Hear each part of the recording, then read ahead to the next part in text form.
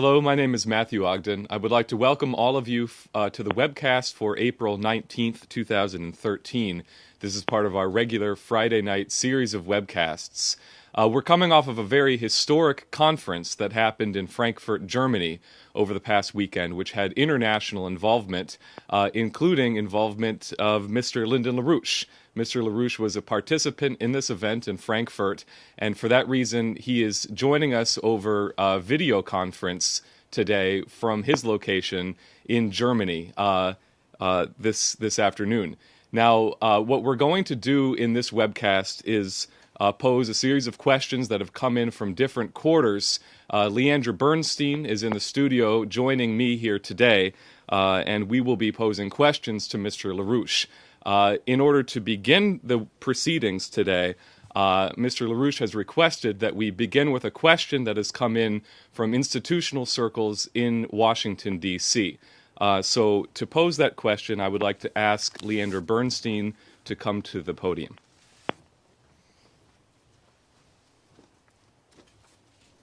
Thank you, Matthew.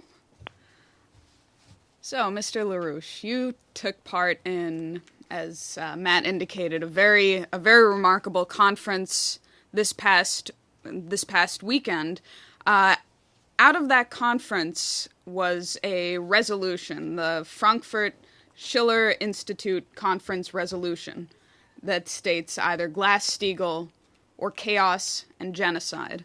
And for our viewing audience, I'd just like to first call your attention to it on the front page of the LaRouche PAC website, but also read the opening two sections of this resolution.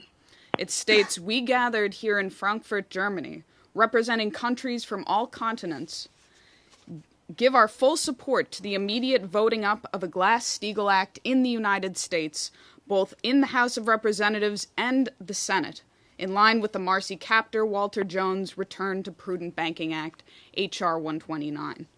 We are all convinced that it is a matter of life or death, and that it is only a Glass-Steagall Act in the United States that can stop the genocidal policies of the world monetarist system, and that it is the necessary weapon to break the chains of the British Empire. To say it in one word, it is either Glass-Steagall or chaos and genocide."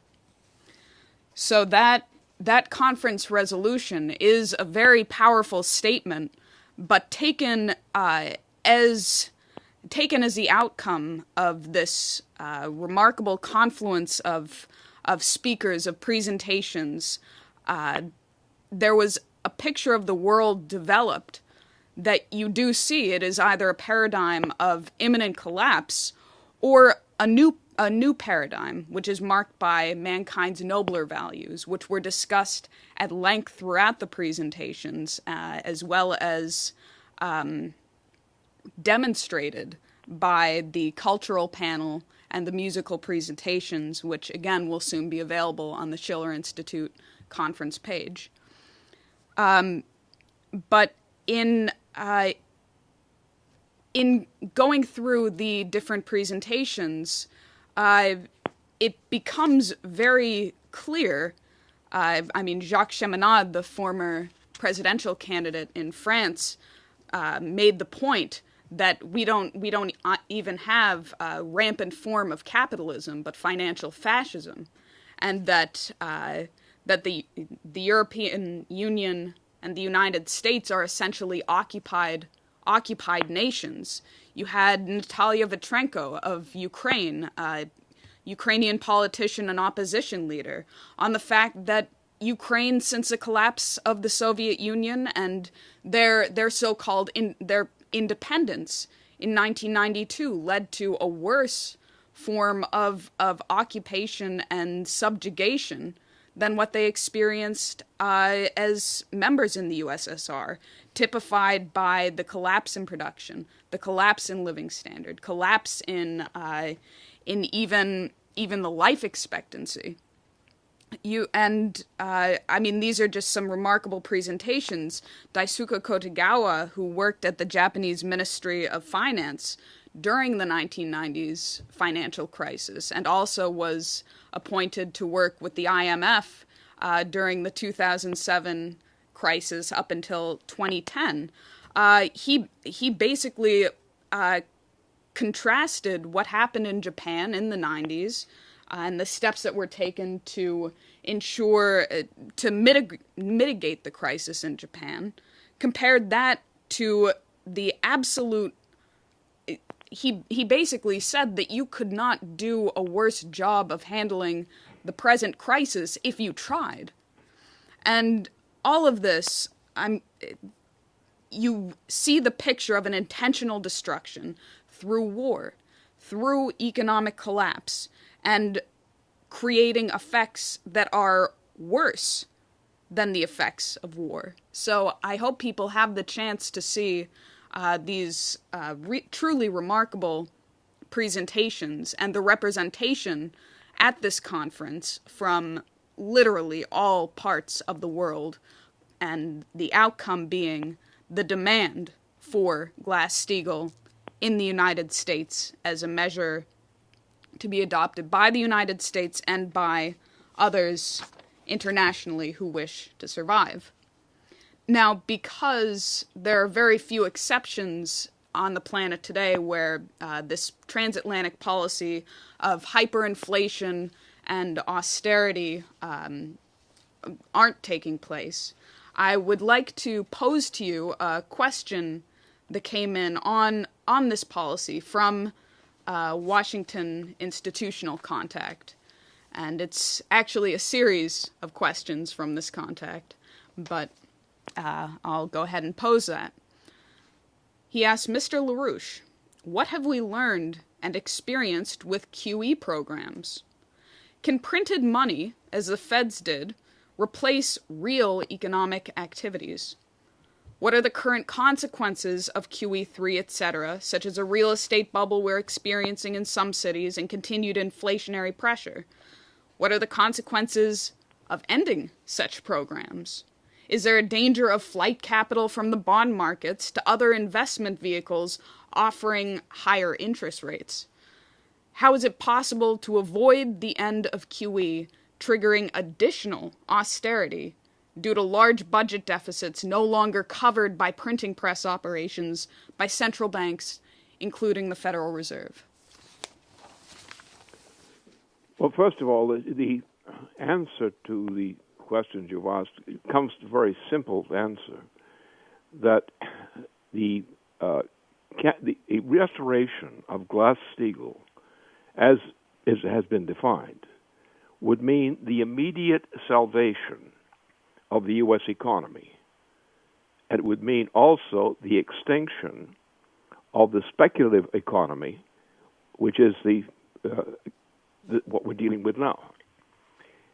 We simply, if we put Glass-Steagall as it is defined into action immediately, all of those speculative banking interests will disappear from the record as if they had never existed.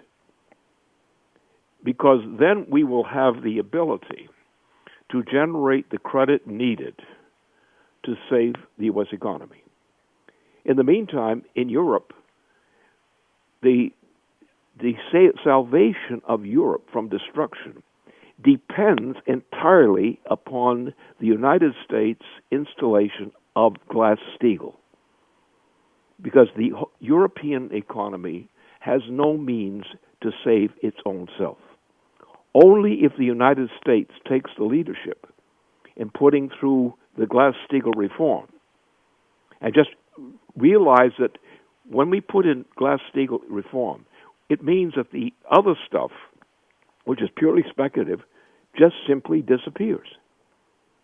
The trillions of dollars of this speculative money disappears. It's gambling money. It has no legitimate existence. It's simply a swindle, and it's a violation of our Constitution.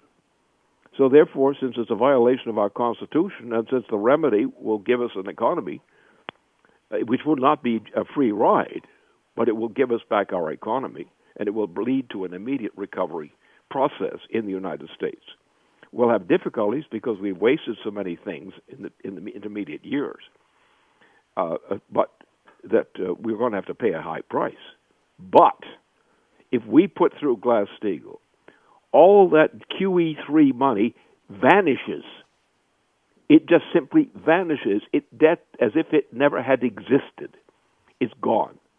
And we will have to actually use the federal system to create a flow of credit which will be loaned on behalf of the federal government in order to get things going again. There's a simple way of putting it. We can start a recovery. It's not going to be that easy because we have destroyed so much of our potential. We've also destroyed the intellectual potential of most of our working people. They don't know how to produce anymore.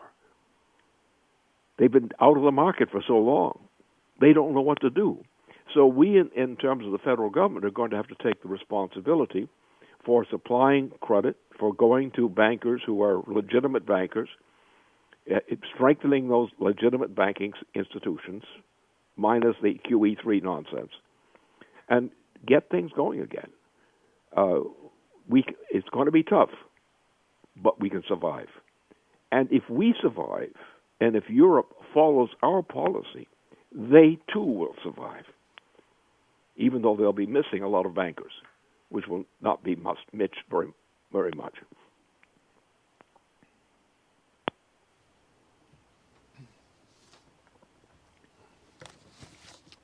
All right. Well, I have a follow-up question on the fight for Glass-Steagall in the United States. And I'll just say that the mobilization to pass the Glass-Steagall resolutions at the state level is ongoing, and it is really full steam ahead, and we're anticipating bringing you some very exciting reports in the coming period on our activity, including, I believe, most people have heard about the passage of Glass-Steagall by acclamation in the state of Indiana, which took place in one day. So here's a grouping of people, a grouping of legislators who really know how to get things done. One day. We had a very large delegation in Albany, New York, of activists pressing on New York, which is very important, especially when you see the makeup of the Congress, the Financial Services Committee, how New York is represented there. California, there was a convention, major Democratic convention last weekend. We're continuing the state work there.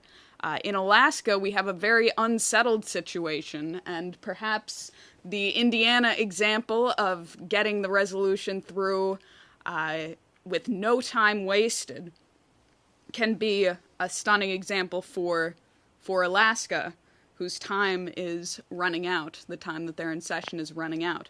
In Iowa, we have a major mobilization. In Missouri, we have a delegation moving into Missouri. So you have this onslaught, and I'd just like to tell our viewers that the impact of handing a congressman a resolution from their home state, from their state house, is incredibly powerful.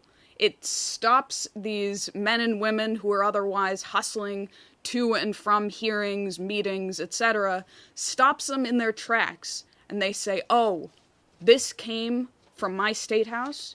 This came from the people who I know, who helped elect me? And so it's very, very powerful. Now, at the same time that you have our onslaught, you have a counterattack from people representing the anything but Glass-Steagall faction. And it's significant because there were a couple of hearings this week on Capitol Hill that began to delve into the impact of the Dodd-Frank Act, in particular on small financial institutions. And as you mentioned in the response to the first question, we do have a number of legitimate bankers. You might call them good bankers as opposed to very, very bad bankers in the United States. But that number, since over the last decade, and especially since the passage of Dodd-Frank, is collapsing. And in the course of this hearing, what was discussed was that in the past decade, 1,500 community banks have simply disappeared. Since the passage of Dodd-Frank, 475 have disappeared since 2010. And these are the banks that serve the rural communities, farmers. They help people get mortgages. They help small towns. They help urban communities. You even had a representative who was talking about his own experience in college was because of his local community banker was able to get his parents a loan so he could get an education. And the impact of Dodd-Frank is resulting in the collapse of these banks, of the local banking activity. I would say, intentionally, these are the banks that are most connected to the real activity of the economy, to growing the communities, and they're being wiped out or due to so-called competition. They cannot be as competitive as the large banks. So that being said, you do have a response on the ground from community bankers. You have the response that we've documented well from the state houses. And we're getting the response from the House of Representatives. But the United States Senate is right now it's a big nut to crack. And you might say there are some nuts in there that need to be cracked. And I'll just relate an anecdote. In the course of some of the legislative work, a state legislator told one of our LaRouche PAC activists, you know what we need? We need to repeal the 17th Amendment. And it was the 17th Amendment that changed the election process for these senators. The legislator was saying, they don't listen to us. They listen to when the Goldman Sachs executive comes into town. They don't listen to us at the state level. So the question to you is, in this continuous mobilization, what are we going to do about the United States Senate? Well, the Senate is an easy one to deal with. The point, in fact, is that the United States, if it continues on the present basis, like all of Western and Central Europe, is hopelessly bankrupt. In other words, if you don't make certain changes now, radical changes, the United States is hopelessly bankrupt, as the European nations are hopelessly bankrupt. They will not exist. They will be wiped off the map if a certain reform is not done. Now, there is no way you can simply reform this system in its present form. What you have to do is take a couple of measures. There is not enough credit in the surviving elements of finance and banking in the United States to restore the economy. It does not presently exist. Any program to switch things around will not work. There's only one thing that will work, and that has to be done. It's do or die. That has to be done. The point is that when we look at the picture of these banking institutions that are now dominant, they're all hopelessly bankrupt. They are, in other words, worthless. These banks are intrinsically worthless. So what are we going to do? We can save out of this whole package of losses and whatnot, we can save certain parts of the banking industry, a safe part that conforms, but the amount of money available for lending from those banks is limited. It is not sufficient using just that money to save the economy. You're still going to get a crash. So what you're going to have to do, you're going to have to supplement the original design of the U.S. bailout system of bailing out and saving the United States. We're going to have federal credit uttered and put in place to also be loaned. In other words, any way you try to juggle the banking system today in the United States, there's no possible way you're going to come out with a plus. So therefore, you're going to have to combine that part of the banking system which is legitimate as opposed to all the illegitimate junk. And we're going to have to supply federal guarantees to large-scale projects where the government, the federal government itself, will be the lender of last resort. That will work. Now, what that means is you're going to take a large project like NWAPA. NWAPA is a typical project. NWAPA is crucial for changing the food supply problem in the United States. Why? Well, because we're going to increase the water supply, and we're going to get back to get some growing some things. We're going to increase the amount of water used. Now, that doesn't mean we're going to come in with a lot more water. It means we're going to spin the water around more rapidly. We're going to put it to use more rapidly. And therefore, we're going to restore agricultural growth. We're going to fix Texas, the state of Texas. We're going to fix similar states in the United States by a water supply which is based on these principles, known principles of recycling water. Because what you want to do is you can use the same quantity of water passing through the United States, but you can put it through many things on the way. And what we need is a water system, which puts water through the U.S. economy for growth purposes and so forth, many times more over than they would earlier. We're going to also develop other projects. We're going to high technology projects, which means more power, more energy flux density. And these kinds of measures will work. They will succeed. And any attempt to solve this problem now the way it will not work. Remember, above all, anyway, the so-called gambling money, which is represented by the large speculative banks now, that will never work out for the people. It will never work out for the nation. It's waste paper. Get rid of it.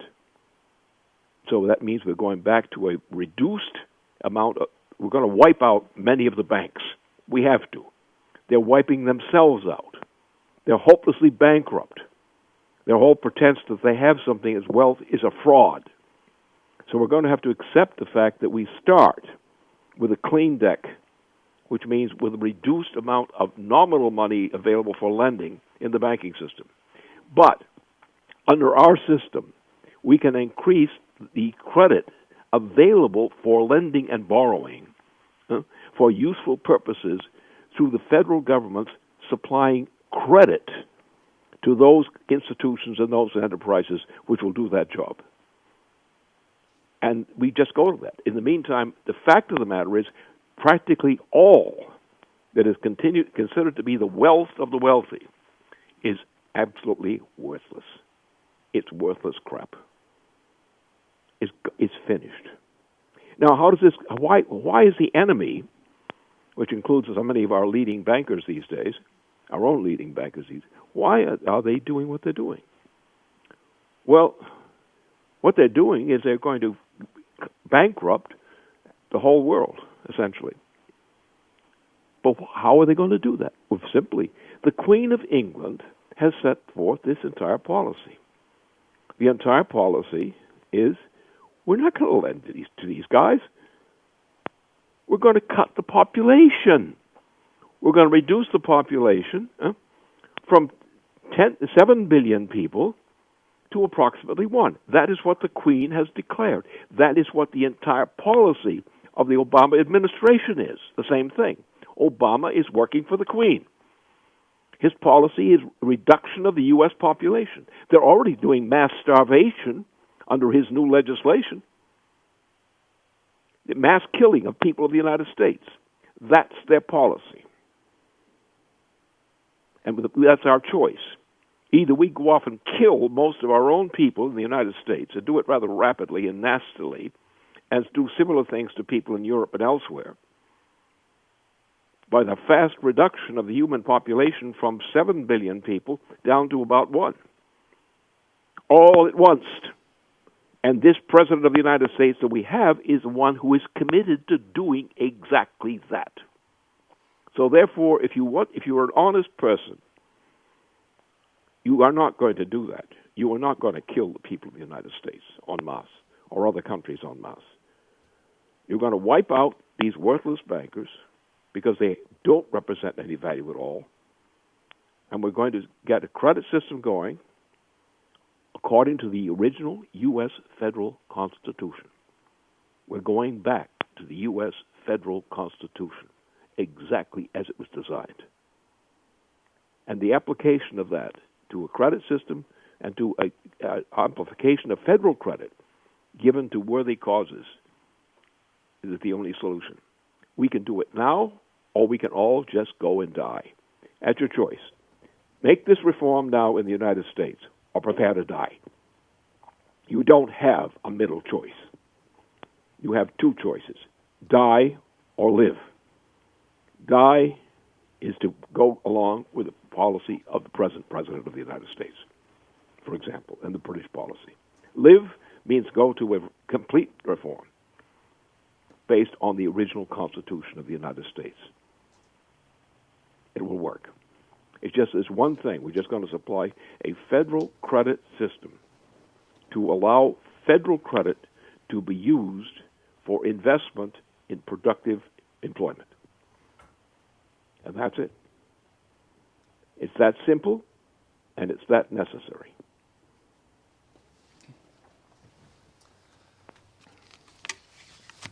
Well, on the subject of Obama, you stated last week in this forum that Obama's popularity is precipitously plummeting, and it might be time to consider the pathway of Richard Nixon. This continues to be the case, not only with the opposition Republican Party, but also from within Obama's own Democratic Party in many different ways. And you really do have a situation in which the crimes of this president are crowding in around him, and you see an organized resistance to this president being formed across party lines. Very interestingly, this past Wednesday, I had a chance to attend a press conference on Capitol Hill with Mr. Charles Woods, who was the father of one of the four Americans who died on the night of September 11th, 2012 in Benghazi, Tyrone Woods.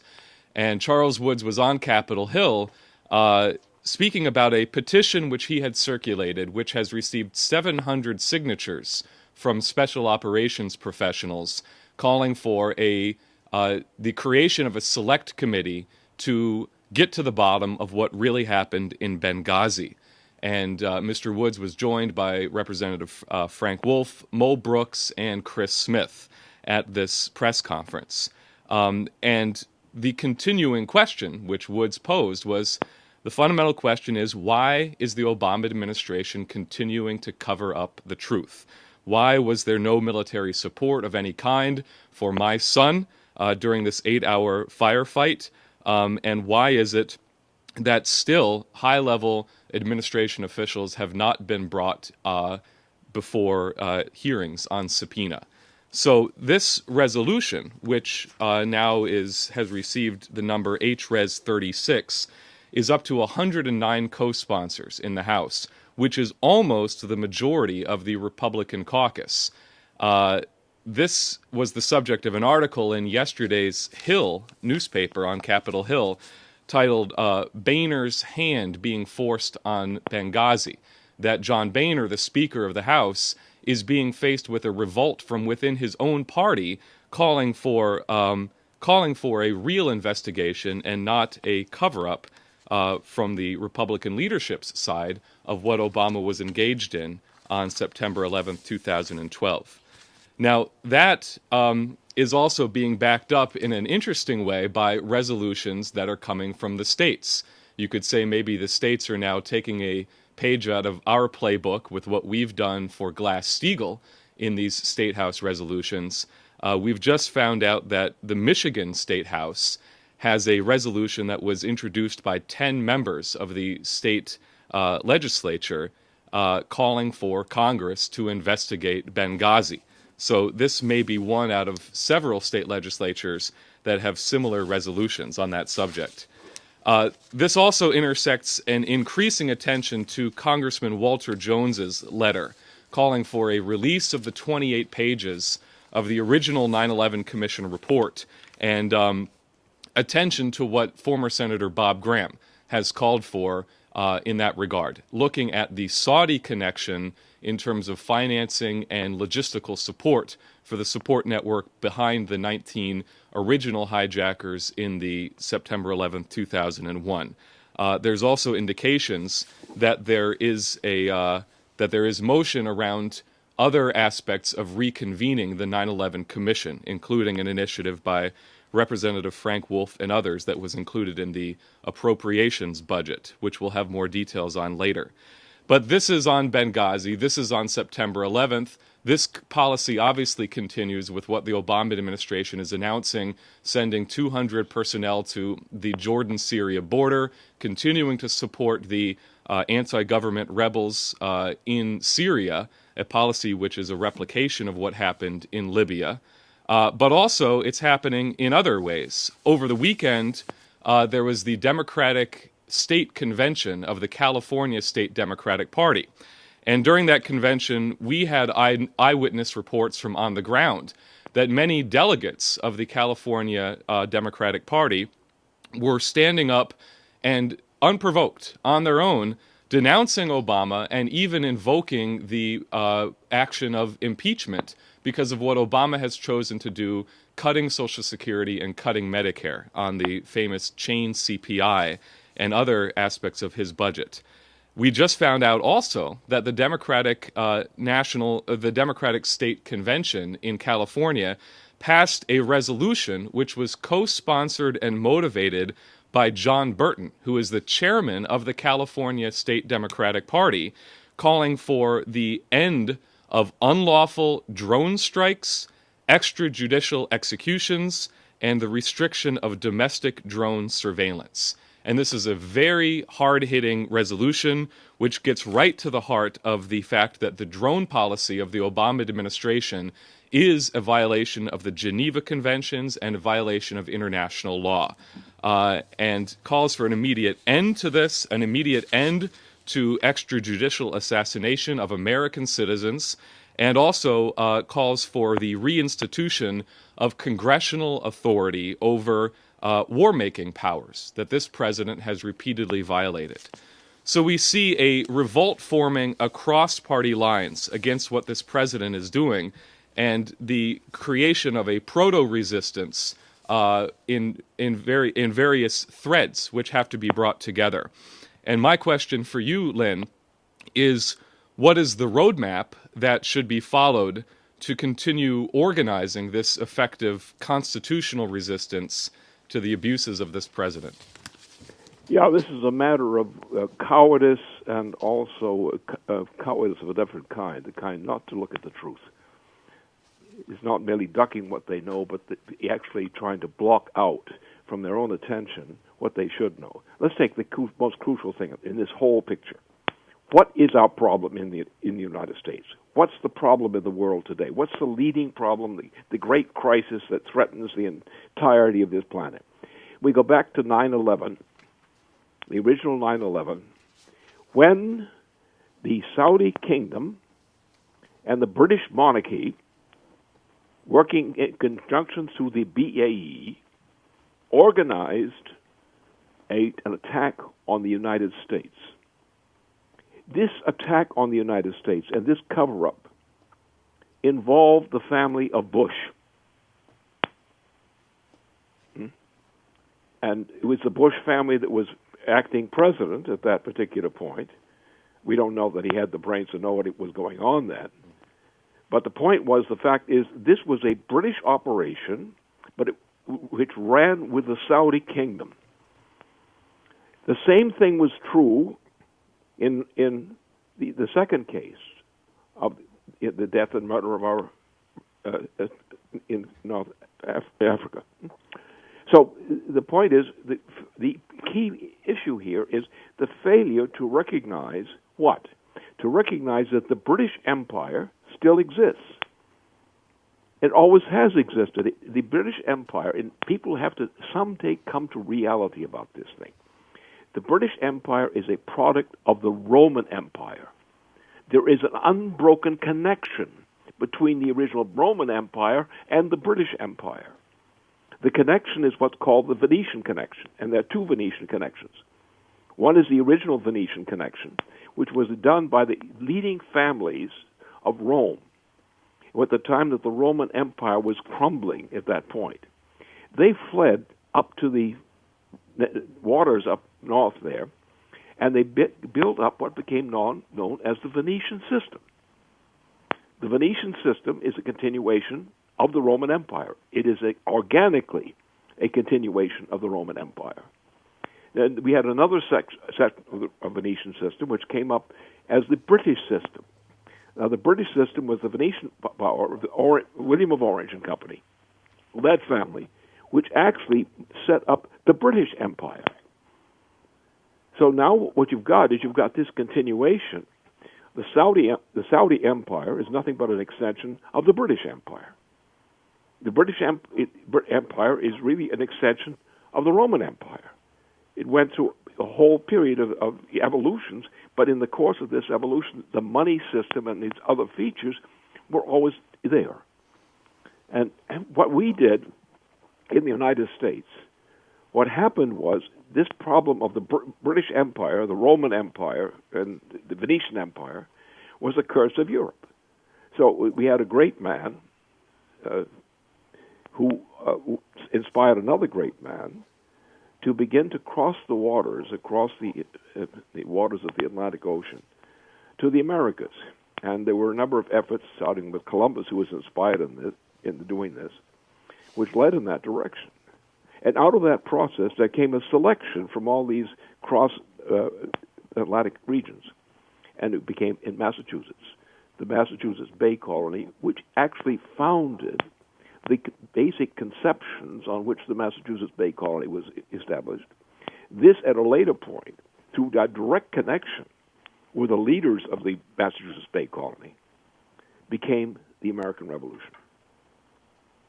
And so for what we're dealing with, the attempt has been always to destroy the American Revolution.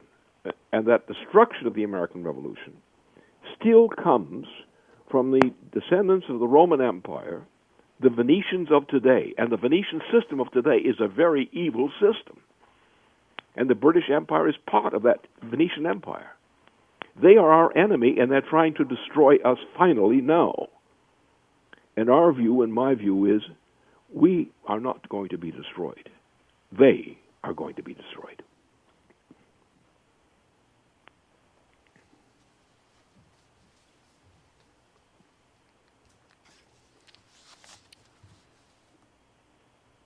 Lynn, a number of questions have come in since the events on Monday in Boston, and people would like to know what your analysis of the bombings at the Boston Marathon, what your analysis is, to the extent that you can offer something still early on in the process.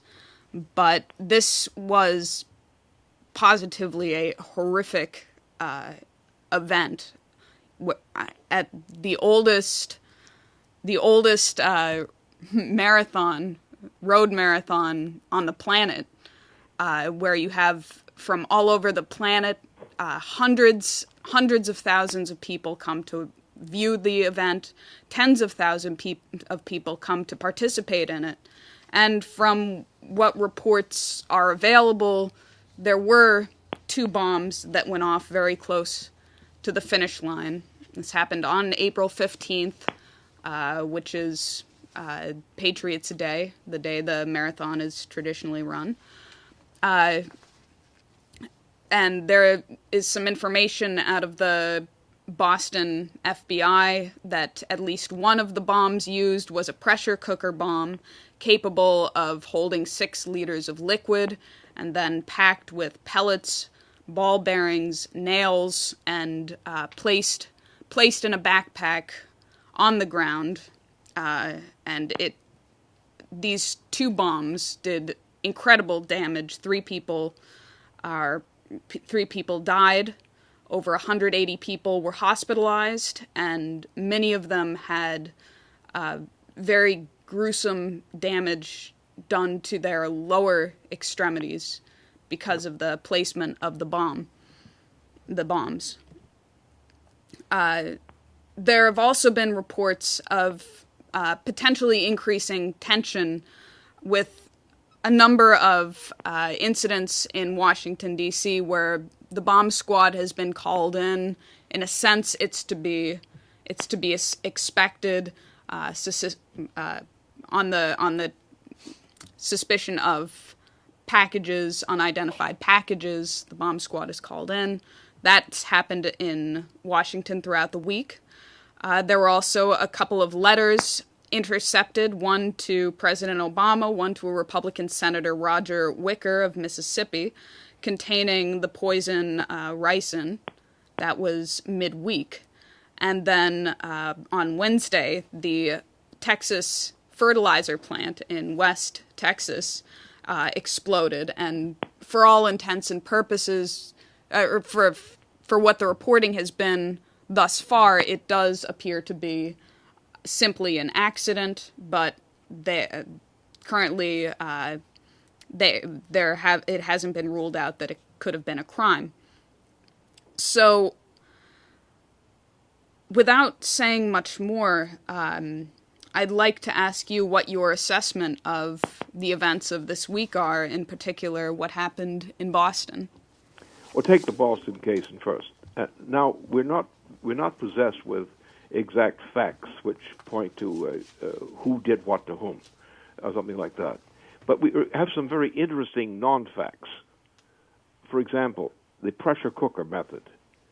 What this meant was that whoever was pulling this stunt was giving themselves a good advantage to be scat out of the situation before there was any need to run. In other words, this was not exactly a hit-and-run job. This was a pressure cooker, which was set to go to work as a pressure cooker before the pressure cooker pressure cooked and exploded. But that's the story that's given. That's the best evidence on that we've given. On the other cases, we have a similar kind of pattern, where somebody has done something which is highly damaging, has an effect as a mass effect or relative mass effect, and is spread around, and there is no sign of those who propagated this event. But somebody did propagate it. So now we have the FBI and others scatting around trying to find something out. But this is not something which is out to get the maximum kill. This is out to indict and create a loss of confidence in the people in the protection of their own institutions of protection. And this is the most convenient way to have exactly that effect. So I would say this is a matter of die Hauptsache ist der Effekt, chicka, chicka, chicka. We have to go by the effect and assume that the effect is telling us the story. And until somebody in the government or someone else comes up with a better explanation, the fact is that on the surface, this is a very clever way of causing the maximum chaos and confusion with a minimum amount of effort. There was not much done. It was not much actually done. Nothing conspicuous was done until this damn thing in Boston exploded. But up to that time, it was just an object sitting in the street area. And then, boom! But by then, those who had planted the pressure cooker had long since gone, according to every account we've received so far. Therefore, I would say that account and the suppositions that go with it are the best evidence we have at this moment. Obviously, this was intentional. It is a pattern of incidents which each were intentional in their nature. This is not an accident. There's no attempt to make it an accident. Look at the Boston case. There's nothing in the Boston case that says accident. But there is a configuration of intention without accident. You cannot put a pressure cooker there ready to be set off, sitting there pressure cookering, ready to explode, and someone has nonchalantly walked off after having left that little object there. Or something like that. That's the story we have. It's the only story the police and so forth, the FBI, have been able to give us so far. We have a number of these incidents of this type in various kinds of the nation. Well, somebody on a national level is operating to create a chaos situation in the United States in a number of areas, and we don't know how long the list of these areas are. So I would say, well, somebody wants to make a mess, and I would say the presidential administration becomes one of the first areas which you have to look at. Can he prove that he was not in some way involved, either directly or indirectly, in some of this? Or that people who were working in his so-called in his interest might not have been doing it? Don't we think, I think what we have to do as a nation is simply realize that this pattern of incidents coincides with nothing except somebody being clever and popping off terrorist effects in various parts of the United States, all in the same short time. Who has an interest in doing that? The question is out there to be asked, but the question remains.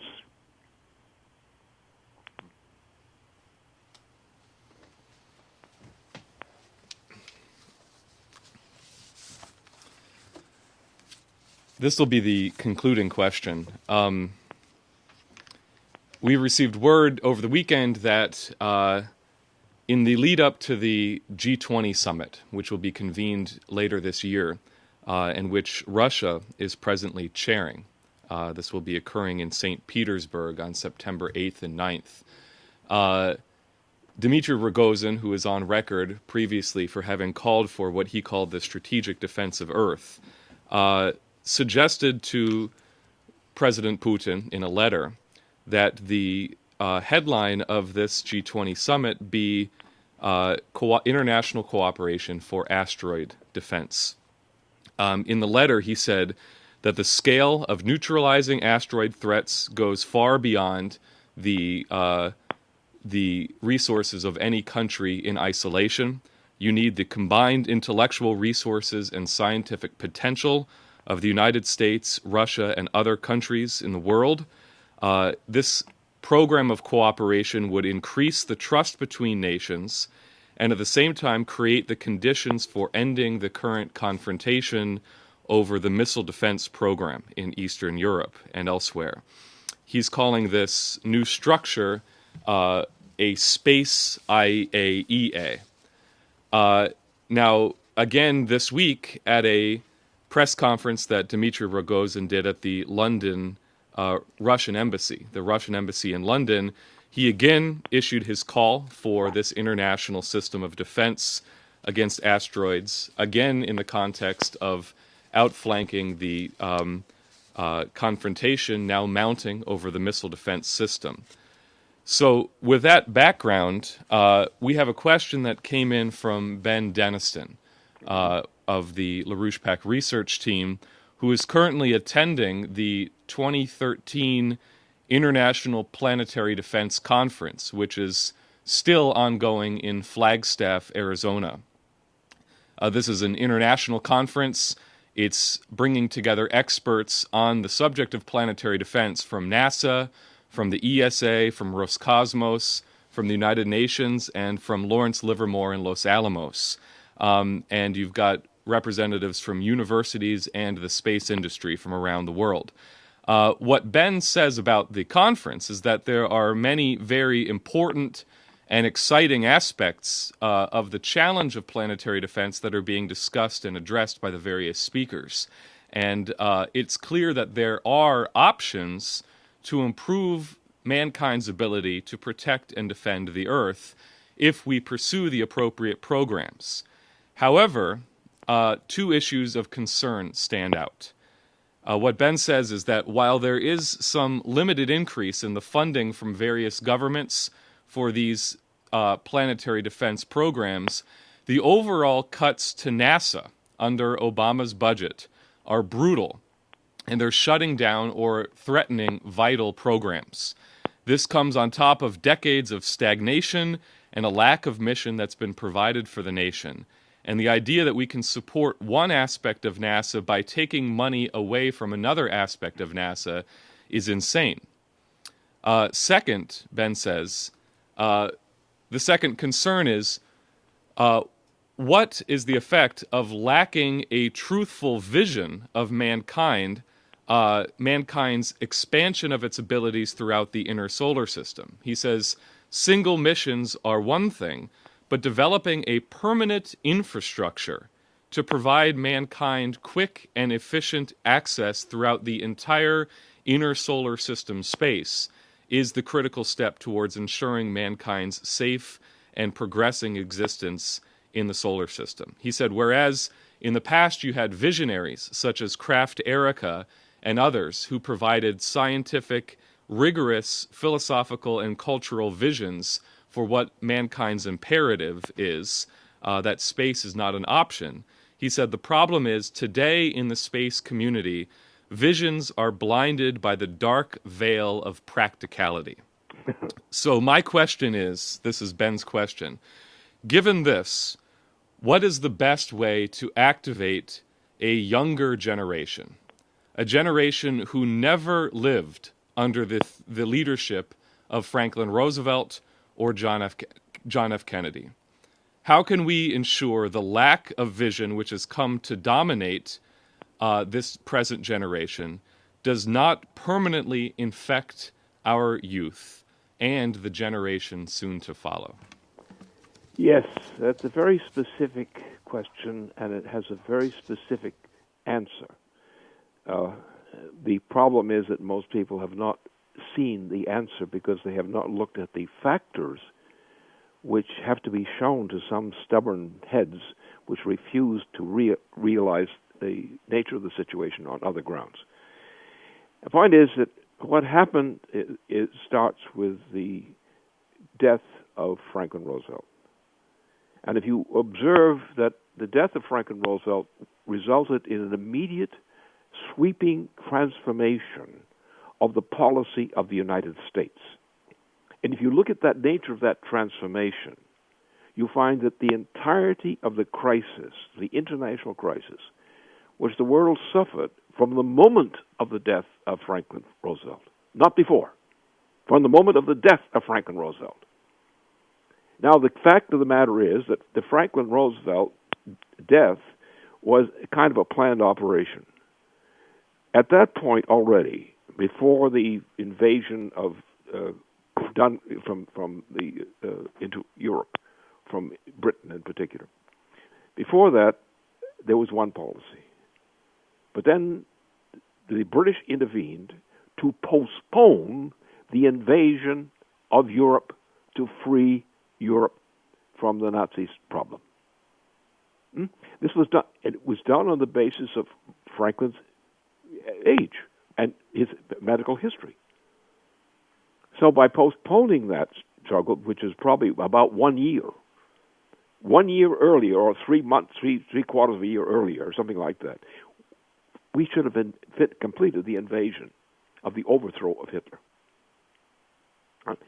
But the British institutions, including the big man, all acted to prevent the liberation of Europe in an untimely fashion. That is, untimely while Roosevelt was still alive to make the decisions. Now then, look at the decisions that Roosevelt had made for the closing of the war. All of these were torn up by not only the British, but by the new president. And the new president was a real stinker, a real, Wall Street bum. So we went through that for a whole period. And what was done under Truman was the process of moral destruction wreaked against our own people, including people who had come back from military service abroad during that period. Then we had an escape from that.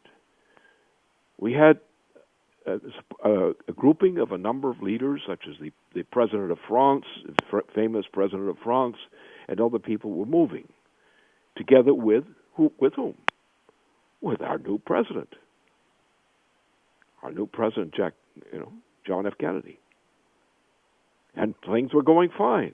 And then John F. Kennedy was assassinated.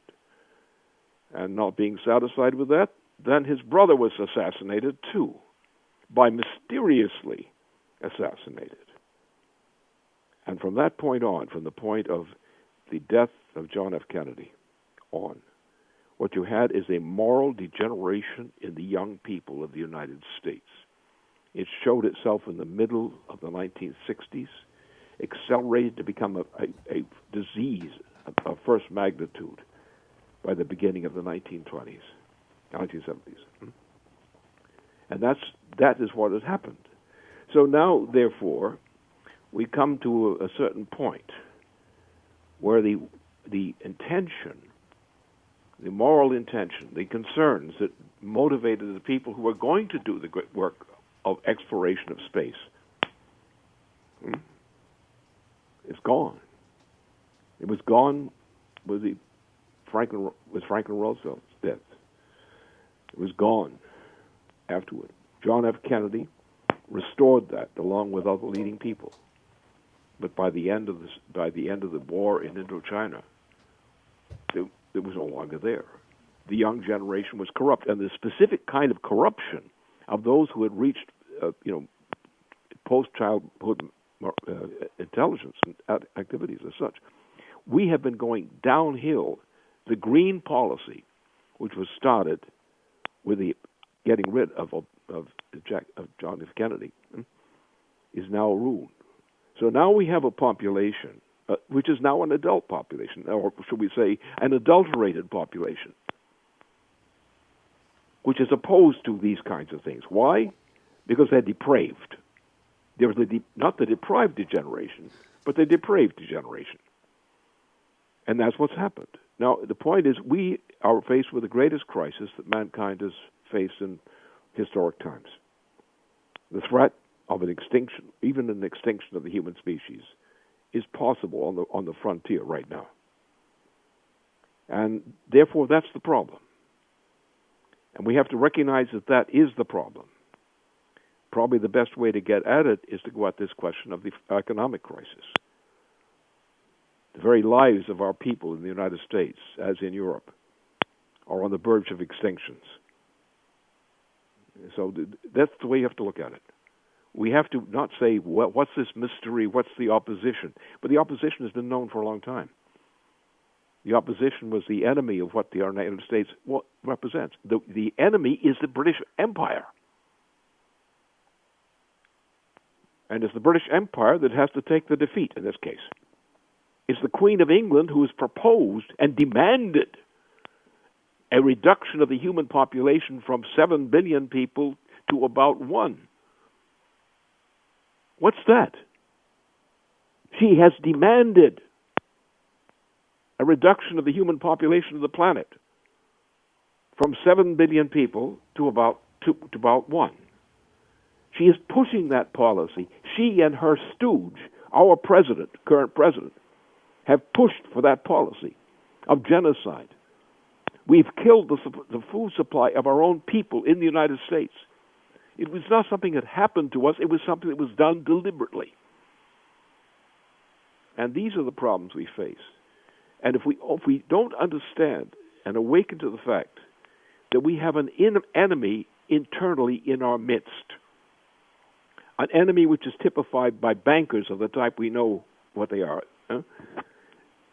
bankers who engage in the kind of things that are being done to us now, the destruction of our economy. And that's the problem. If we try to fix the problems one at a time and try to go around and give lessons to people on more morality on dealing with threats from outer space, that's not going to work. You're going to have to go at the real source of the threat. Who are the people who have created the threat? Who have created the perspective of accepting this kind of policy?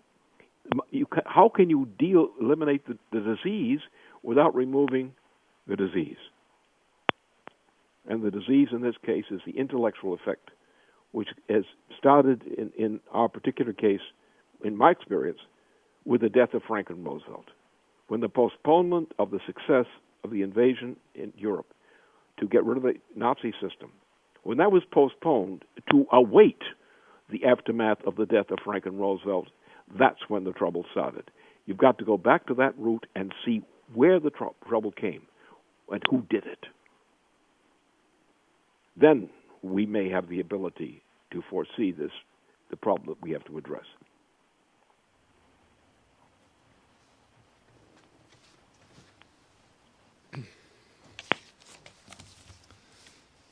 Well, that brings a conclusion to our webcast for today. Thank you very much, Lynn, for joining us from Europe. And we look forward to having this occasion again next Friday. Thank you, Leandra, for joining me here in the studio. And thank you all for watching. Thank you.